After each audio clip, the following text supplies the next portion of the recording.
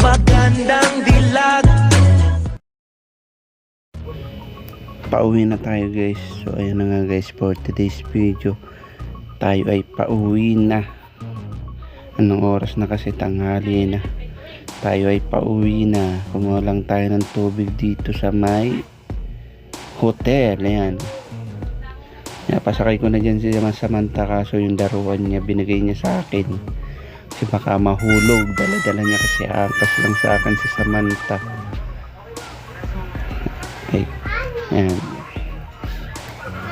Kaso may nakalimutan ako dyan eh. Ayan.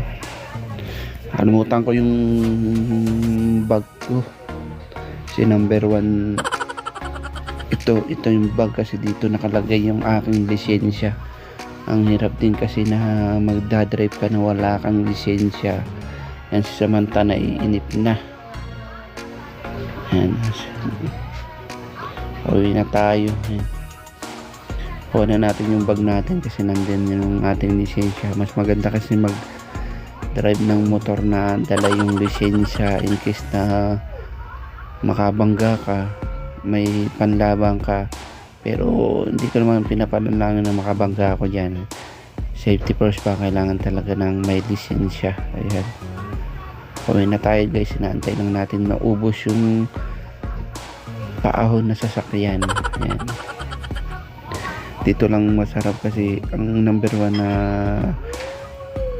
kinasarap dito sa El Nido yung walang traffic pag ikaw ay nagdadrive ng single.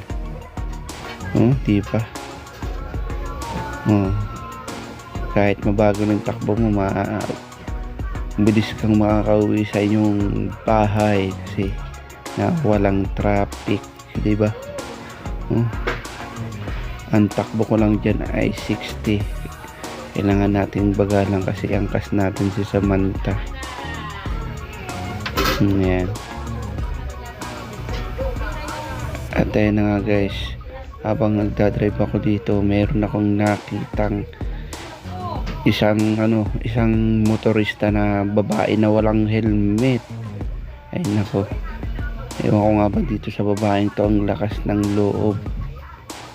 Nagmumotor siya ng walang helmet. Yan, ipapakita ko sa inyo guys yung babae na walang helmet. Yan, kasunod ng babaeng nakamotor. Yan, ipapakita ko sa inyo. Saka napakabilis pa nung babae magpatakbo ng motor. Wala na nga siyang helmet. Ang bilis pa niyang magpatakbo. Kaya kayo guys, pag kayo magdadrive ng motor, number 1 is isuot nyo yung inyong helmet. At ito na guys yung babae walang helmet. Ayan, walang helmet, nagdra-drive. Ang bilis niya pang magpatakbo. Was-was sa gitna ng kalsada. May dala pa siyang, hindi ko alam kung ano yung dala niya.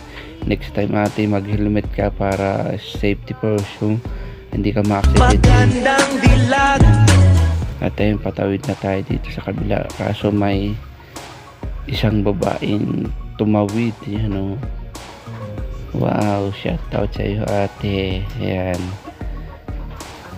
Yan, nakangiti pa siya. Patawid na lamang, nakangiti pa. Yung babae, nagpakuyot pa. Pakuyot pa siya habang patawid. Yung tipong tatawid ka na lang ng kalsada, yung magpapakuyot ka pa. Diba? At tayo na guys, traffic kasi medyo may dalawang tricycle dyan sa unahan namin. Kaya na traffic. Siguro nag-aantay ng kanilang guys yung dalawang tricycle. Yan, kaya yan, traffic. Medyo matagal ako nag-antay dyan kasi may dalawang tricycle, kaya nag-traffic. Kaya ako hindi nagta-traffic dito sa dito, nagtra-traffic rin pala. Ayan, tignan natin kung anong dahilan ng traffic. Ay ito pala ang dahilan ng traffic, may nagbabawa ng simento at saka ng dalawang tricycle. Yun, nag-aabang sila ng pasahero. Ayan. At siguro guys, hanggang dito na lang muna yung ating vlog. Tayo ay malapit na sa ating panroroonan. Siguro guys, see you next vlog. Babo.